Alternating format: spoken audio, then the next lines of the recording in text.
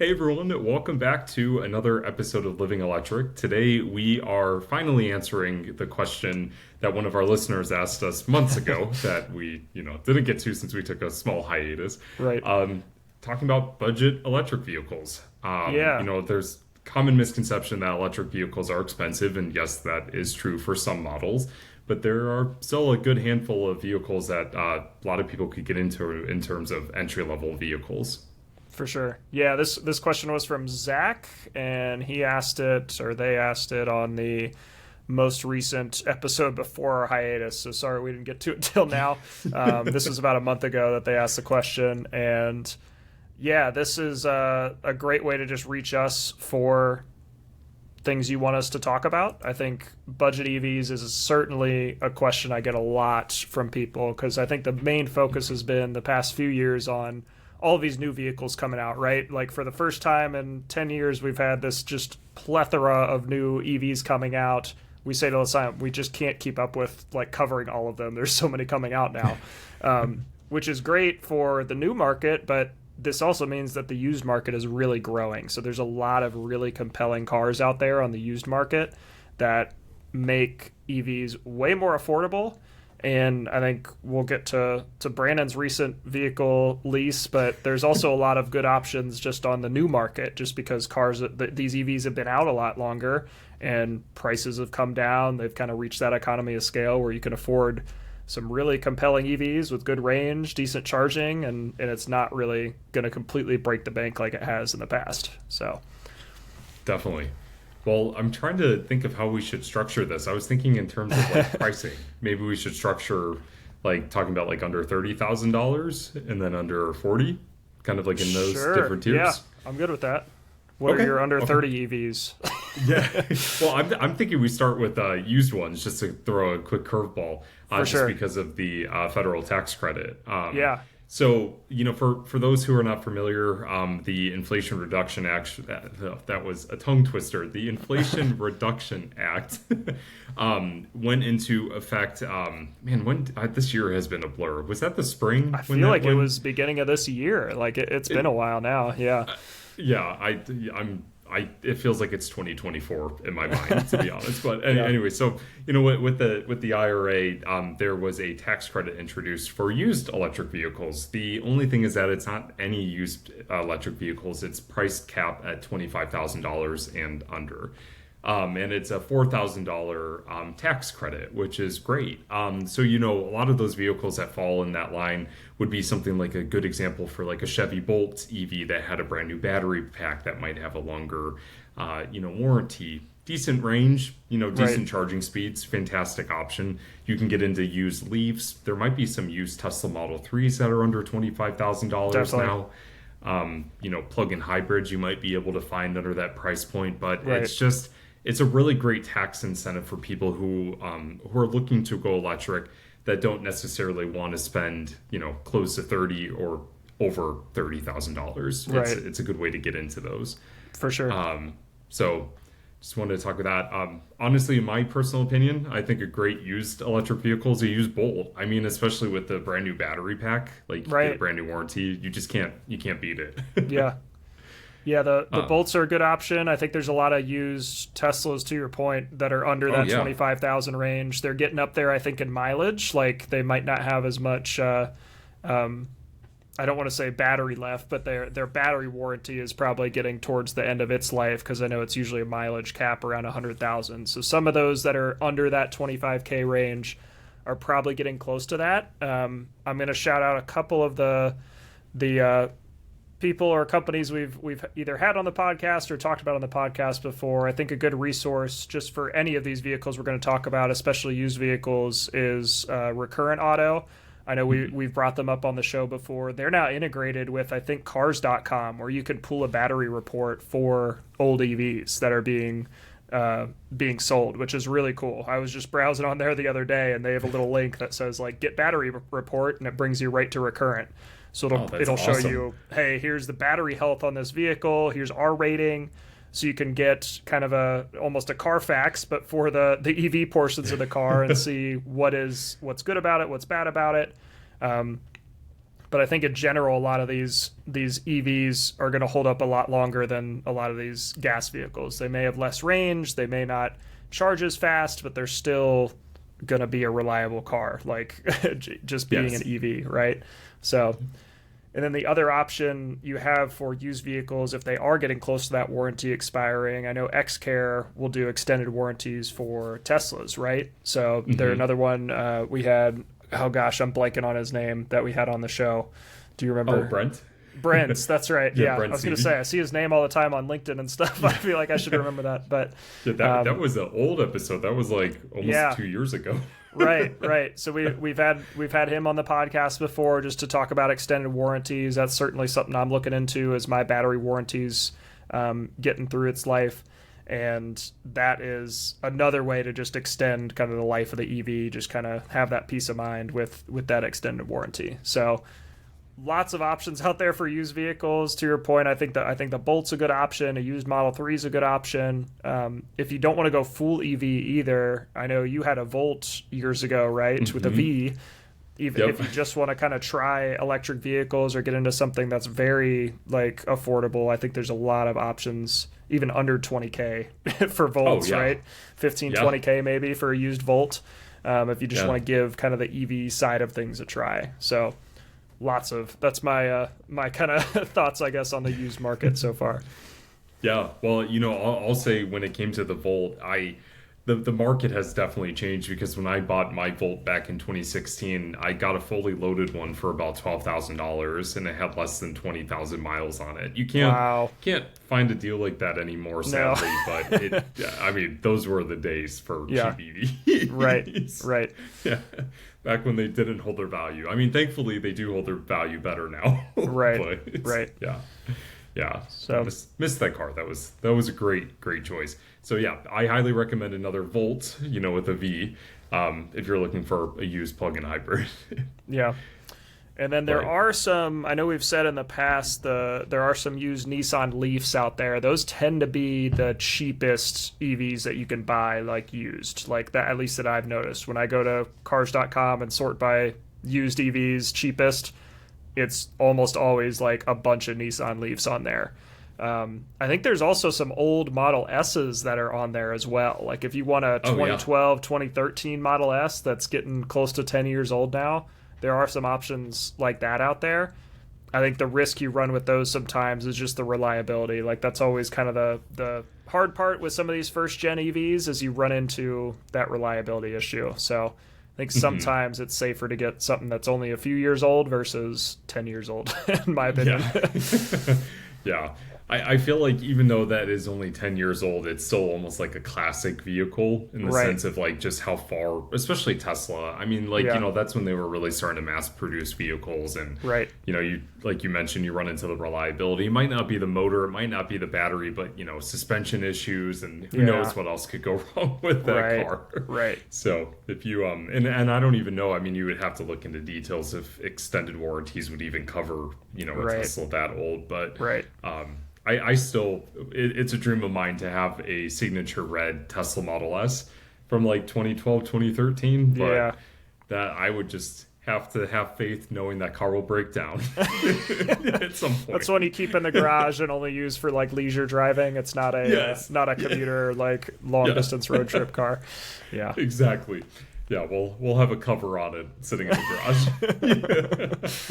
It'll be like the old guys with their Corvettes that never bring them out of the garage, but it's going to be a red Model S. Right.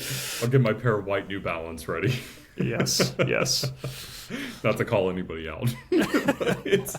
Sorry if you're a listener that has a Corvette and wears white New Balances. Well, yeah, so moving on to new cars, I guess this is a perfect transition point to announce my new purchase, lease. We no longer have our Tesla Model 3. And just to preface this, we kind of knew going into this move with it being a more expensive house, we kind of had planned on getting rid of it anyways. We just really wanted to do our road trip, which we're going to talk about in a future episode, an electric one. But we knew eventually that we were going to get rid of it. So it was kind of very spare the moment. Just to dive into the process really fast, we test drove a Subaru Solterra because Oh, they really? were having Okay. like all these amazing lease deals. It was like zero down, $400 a month. I knew Wow. with the negative equity that we had in our Model 3 was about $12,000 worth of negative equity. So like we were upside down, and that's Yeah. mainly because of the market and how Tesla keeps, roller coasting their their prices. Right. Yeah. The Subaru was going to be about $1,000 a month with our negative, Yeah. and it was just a no. Probably isn't even like, I don't know what you're paying on your Tesla, but probably more than you're paying right now on your Tesla. Yes. So that's not worth it.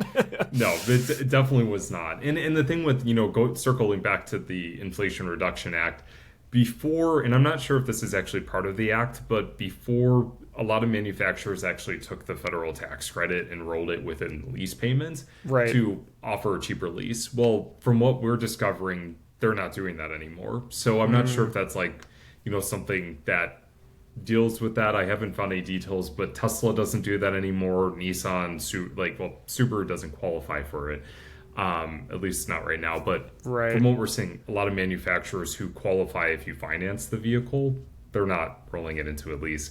Interesting. So it's tough because that would have taken a huge chunk out of our negative equity if they had. Right. So we skipped on that just to get through it. We ended up leasing a 2023 Nissan Leaf SV Plus. And if you're not familiar with that vehicle, it's the bigger battery pack of the two Nissan Leaf trims. Kind of like the top of the line trim, if you want to consider it. It doesn't have leather seats; it sells cloth seats, but it does have some, good creature Right, comforts compared to the base trim, and on top of a bigger battery pack. Right. But with that, the Leaf is such a great value in the sense that you can still get into an electric vehicle. The base trim does start at under $28,000. And Nissan just announced yesterday they now qualify for a partial tax credit for the 2024 Nissan Leafs. Of course, not the one we just bought. Of course. I meant to ask because if they're getting it, are they rolling that into the lease somehow, or did you just miss the mark No. or miss the window on that? Yeah, so they're just doing. You only get the tax credit now if you finance the vehicle. So they're not. Yeah, and that's the thing. Like some companies are doing lease incentives where it's like $7,500, especially for Right. the manufacturers that don't qualify for the tax credit. Right. But there's so many stipulations that you have to fall in line with in order for that to work. Right. But sadly we didn't qualify for it. They did have a 2024 on the lot, but it was like the base model, and I wanted the bigger battery pack. That was honestly all I really cared about. I didn't care for the bigger wheels or anything. Right. But Right. yeah, but anyways, to get back to talking about budget electric vehicles, I mean, so far, the Leaf that we have is MSRP'd at about $36,000. So it does it's more expensive than the base model, but you still get a lot of features. You get over 200 miles of range, you get 100 kilowatt fast charging. Yes, it's using the blue CHAdeMO standard, which is being phased out here, in the United States, Right. in favor of, red NACS and, green CCS. But it still offers an immense amount of value. And plus with the platform that's, I would say, trying to think, they came out with the Leaf in 2011, 12-year-old platform.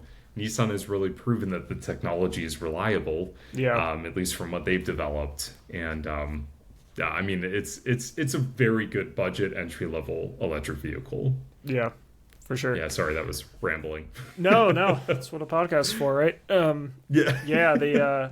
Yeah. The Leaf's an interesting one. I think the only downsides to it are probably the charging is probably the biggest downside, right? Because it's still capped at I think 100 kilowatts. Is that right? Or is it for at the 50? SV Plus? Yeah. So Okay. the base trim that starts at under 30 gets maxed out at 50 kilowatts, and then you have to get the bigger battery pack for the SV Plus, and then you get the 100 kilowatt fast Okay, charging. gotcha.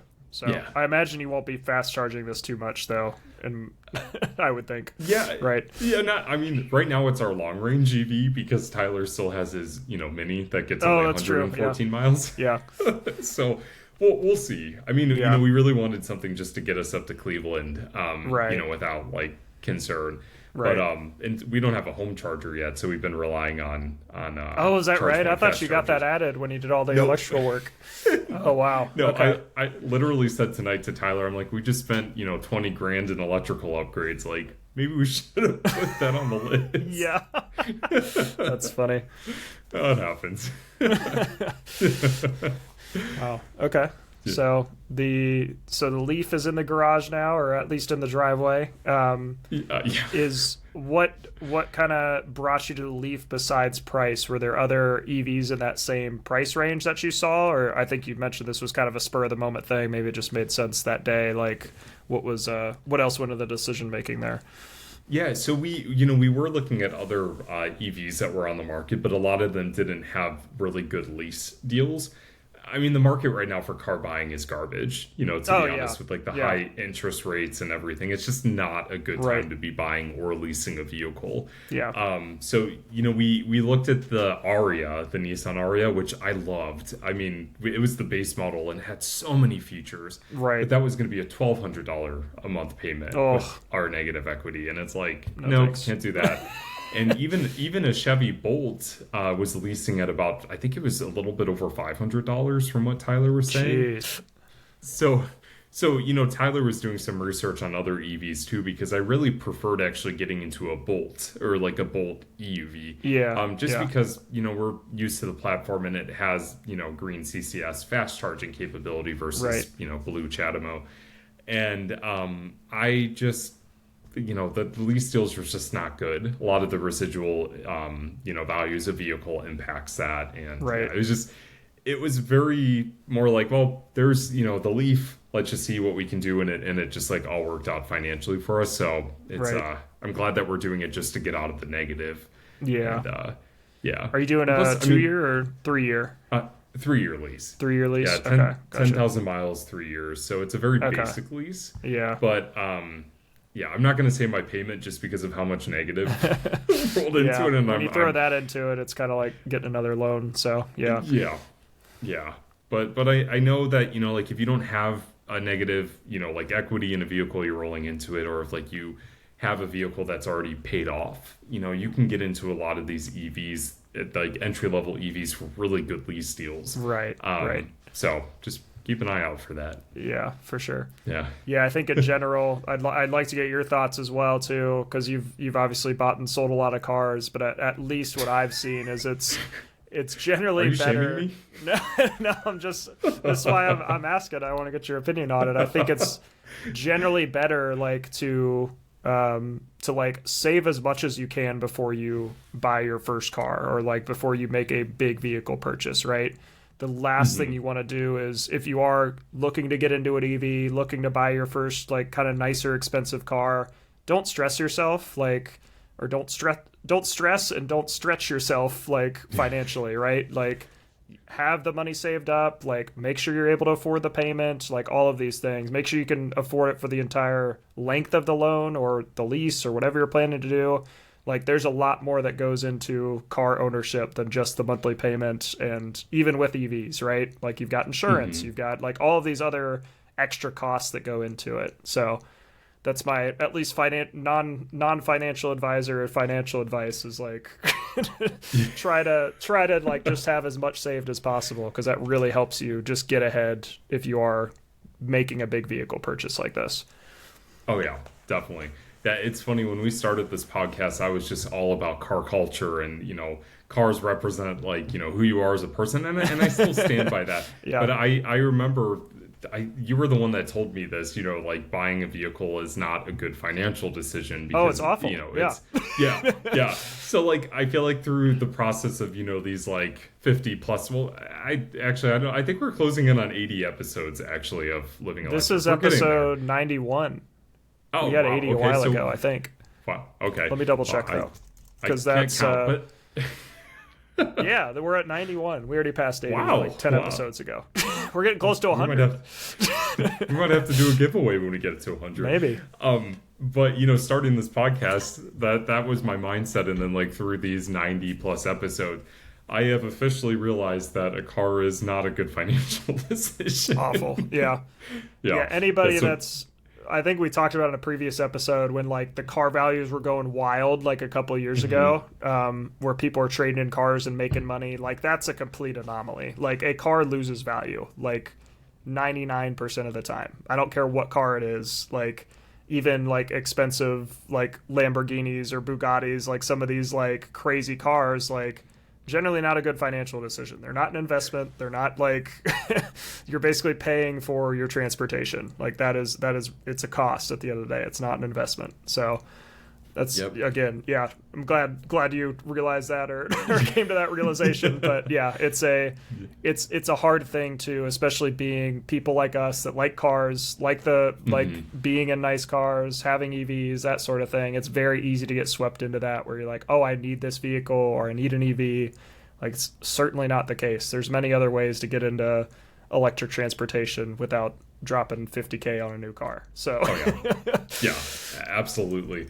Yeah, and I just have to mention this too because I kind of felt like I got lost in the influencer mindset, of like being like a content producer. And right. I posted on Twitter and Facebook, like essentially justifying like or trying to justify why we did this. Yeah. And one of my friends that I've known since middle school is just like, you don't have to justify a financial decision. 100%. Yeah.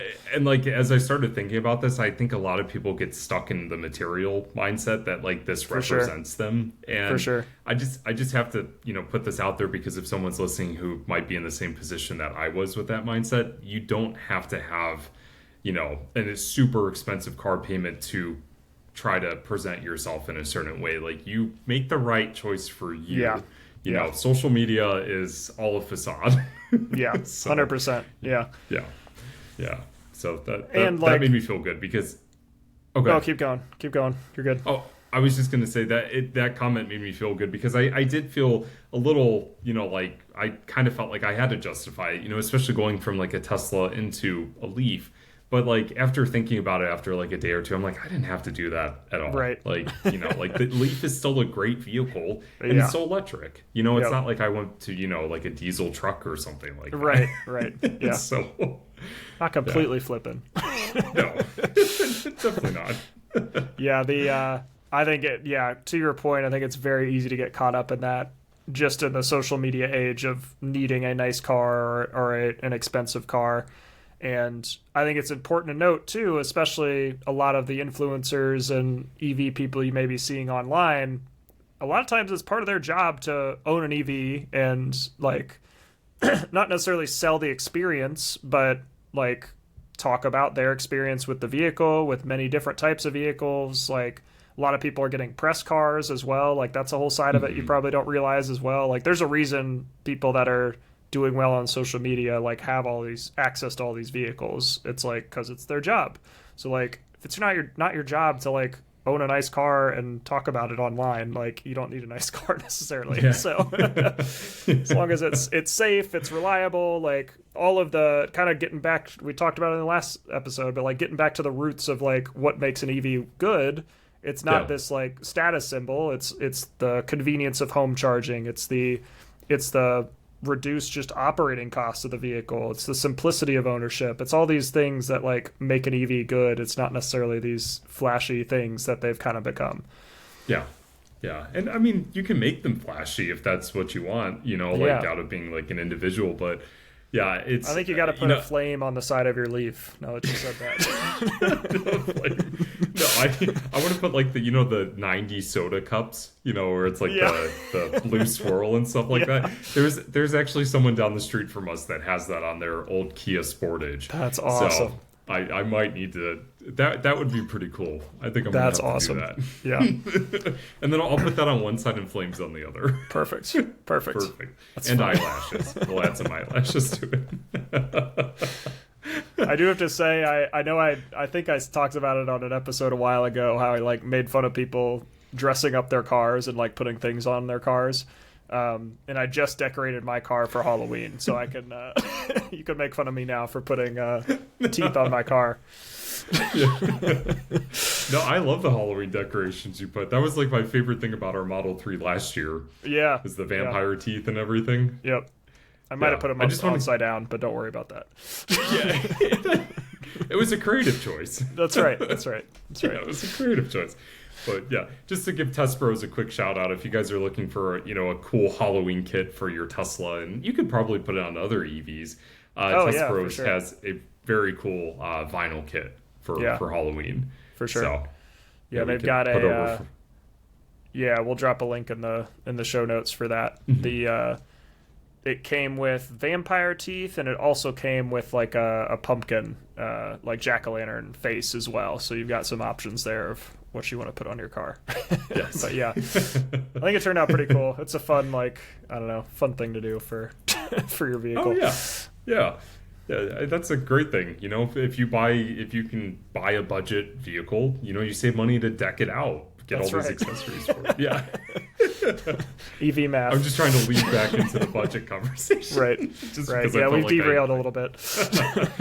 Well, stepping off our soapboxes, no, just joking. Yeah. No, well, you'll have to.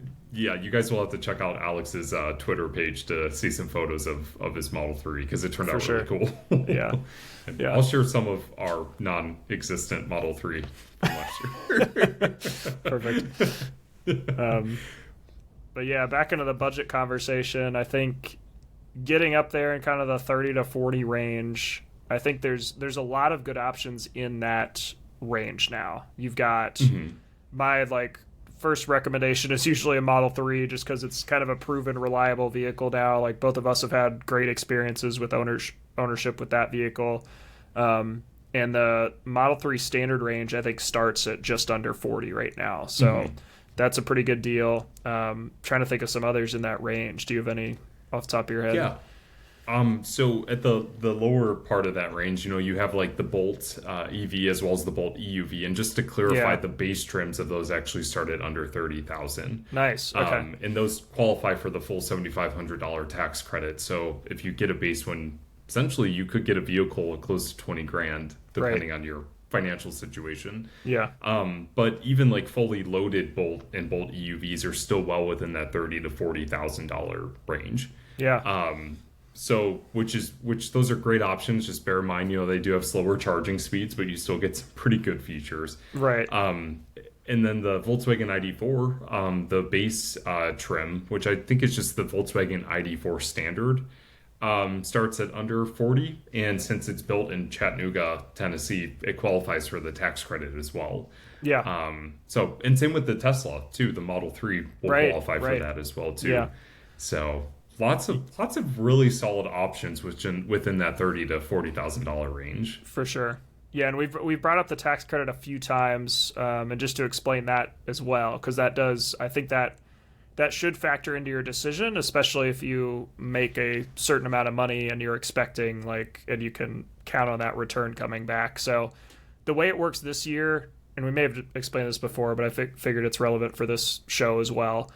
The way it works right now is if you buy a vehicle, let's say you bought an ID4, and you took delivery of that this year. Basically, when you file your taxes for 2023, you say, "Hey, I bought an EV. Please give me my tax credit." And basically, the IRS will look at your balance sheet and say, "Oh, they paid over $7,500 in taxes this year already. We will refund them that money."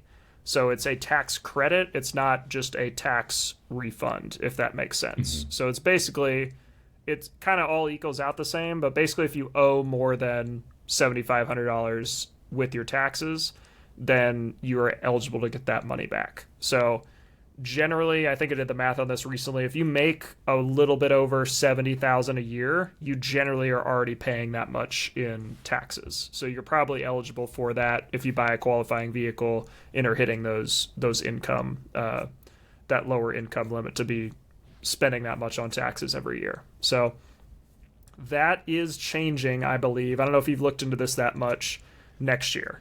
So I figured that would be a good segue into how it's going to work next year and what that's going to look like. I may end up doing a whole YouTube video on this, kind of breaking it down, because I think that's something that's going to change the game for a lot of people, where it's going to become a point of sale refund. So essentially, dollars off of your purchase of the vehicle, right? Yes. From my understanding, yeah. Okay. From I've only seen like some like high level stuff. From my understanding, the government is working with dealerships for them to be prepared for that. Right. But it is a point of sale, and you're supposed to get the tax credit essentially off the top price of the vehicle Right. as soon as you're buying it. So you won't Right. have to wait until the next tax season. Right. At least from And my understanding. Yeah, and Yeah. knowing dealerships and just knowing how that process works, I'm assuming it's not going to be very smooth. And also, unfortunately, I think it's going to be an opportunity for dealerships to say, "Oh, like we're giving you this much money back, so now you can afford more vehicle." Like, just like kind of hold your ground, if you will, with what you want to spend on a vehicle, like what that financing process is like. That's really where I think people get screwed over at dealerships, is the whole financing part of it. So just be prepared, like know what you're getting into there. But as I understand, basically either it'll be taken off of the vehicle purchase price, or they will basically give you a $7,500 check with the purchase of the vehicle that says like this is from the government, basically, that says you purchased this vehicle. So yeah. It just signed the government. The government, yeah. The Fed or whatever. The Fed. But yeah, I think again, like you said, I think they're still working out the details on that, so we'll probably update in a later episode as we get closer to 2024 of what's going on with that. But that's something to be aware of as well. If you're the kind of person that's like, I can wait till January to buy a car, I'm looking at these and they're still going to qualify January 1st, it may be best to wait just so you get that money up front. So I know Tesla's kind of warned people, like, go ahead and take delivery this year because we're not sure if we're going to have this next year or not, just the way laws change and how they reconfigure everything. So we'll see where that all goes. But yeah, something to be aware of, I guess, with the federal tax credit. yeah. Well, I feel like just with the industry and well, maybe this is more generalized for the government. I still feel like everything is just a moving target. Oh yeah. So, it's hard to keep up with. So yeah, it definitely is. But I mean, there's a lot of good incentives, a lot of good, even manufacturer incentives too. Like Tesla just announced new lease prices for the Model 3 and the Model Y. Yeah. Model 3 starts at $329 per month. Obviously, there should be some money down that you'll probably have to put down in terms of a down payment for both of those. But yeah, I mean, I always recommend just cross shop, be prepared, as you mentioned, financially, as well as, just knowing the vehicle that's going to work best for you, and then go for it, if it works for you, but be prepared. Don't jump into it. 100%. Because that's how we got into our Model 3 situation. It was, hot market, good, great deal, and then we got screwed. Right. So, right. Yep. Yeah, and generally you want to be like prepared to own your car for a while too. Like it's kind of similar to houses where you're like, yes, you want to like buy a decent house and buy like one that's reliable and like has a good inspection and all that stuff. But like if you buy a house with the intention to immediately sell it, like that's generally not going to make you money. It's like you want to probably stay in it for a while to kind of like pay off that negative equity, like start paying down the car so you're not like losing a ton of money on it. So, but yeah, on top of that, there's something else I was going to mention. Incentive wise, there's a lot of state incentives out there as well. So I would look at those. I know, and some of them are kind of weird, like the way they're implemented. Like New Jersey's, I just thought of offhand, they don't make you pay any sales tax when you buy an EV. So like that's an additional thousands off the price of the car when you pay for it. So that's one. I think Colorado gives you like $5,000 maybe for the purchase of an EV. I think California is still like $10,000 back if you buy an EV. Like some really good incentives in some of these states. So there's a lot of you can Google that like to find one of incentives in your state. We might link some stuff down below to find those. So I know the Department of Energy, the AFDC, has a lot of great resources for that. Yeah. So and you can actually break it down based on the state as well. So we'll include all that for sure. Yeah, you're probably better versed on that than I am. Yeah, and then I'll also link I like using the NerdWallet site for a lot of just financial stuff. I think it's a good resource that's just kind of unbiased, like here's good financial decisions to make. But they have a lot of articles about buying cars, car loan calculators, all of this kind of stuff, so you can just make a smart buying decision. Because I think that's what this is at the end of the day. Is it's a big purchasing decision. It's got to make sense for you, for your family, for everything in your life, right? So yep, yeah, that's a great point. I think a lot of people think car buying is just a light decision, but it really isn't. If you're gonna be stuck with a car, even for a 3-year lease, that's a good chunk of time. Yeah, and if you even like it's so many, I've seen people take out 10-year loans for vehicles and stuff like that. Yeah, like my dad had a car once that was under a boat loan. Like that's how you can, and that was a luxury vehicle. But you can extend certain vehicles to certain periods, and it just be mindful of that. If you're going to be spending $500 a month for 84 months, right? That's a long time, right? Yeah. Yeah. Another soapbox thing. It's funny if you look at over time, like loan lengths have only gotten longer. Like the standard mortgage length was only 10 years. Like back when people were starting to do mortgages, now it's 30 years is the standard mortgage. Car loans used to be a 3 or 4 year. Now you can get up to to your point, like an 8-9 year loan on some of these vehicles. And the more you do that, it's just a way for people to make money off of you. Like at the end of the day, like financing isn't generally a great tool for you personally. It's for banks and these companies to make money. So sometimes it can be good just if you're smart with your money, but just again, keep that in mind. Like all of these financial tools, they call them, are more to make money for banks and people like that more than you. Yep. So, but I think honestly, one episode we should have a financial advisor on, like a professional financial advisor. I mean, because this is stuff that I'm still personally learning. Yeah, so that would be very interesting. Talk about what they recommend buying a car. Yeah. Yeah. I think that would be a great episode. But as we mentioned at the beginning of the episode, if you guys have any questions or if any topics you guys want us to talk about, let us know. Especially if you're using Spotify, I believe you can submit questions directly through your Spotify app. Yep. So definitely let us know, because we're learning. Oh, I'm going to say, I don't want to say I'm learning a lot of this as we go too. Oh, I am too. So. I mean, yeah, I think we're all learning. So you're the master of things, Alex. Only if it comes to maybe some electrical stuff, but yeah, calling yourself a master, I feel like is a quick way to be shown that you're wrong very quickly. Yeah. So, the thing I think we'll wrap up with is we'll probably title this something like budget EVs. I think it's important to know that budget means something different for every person. Like you may be somebody that can comfortably afford a $100,000 vehicle.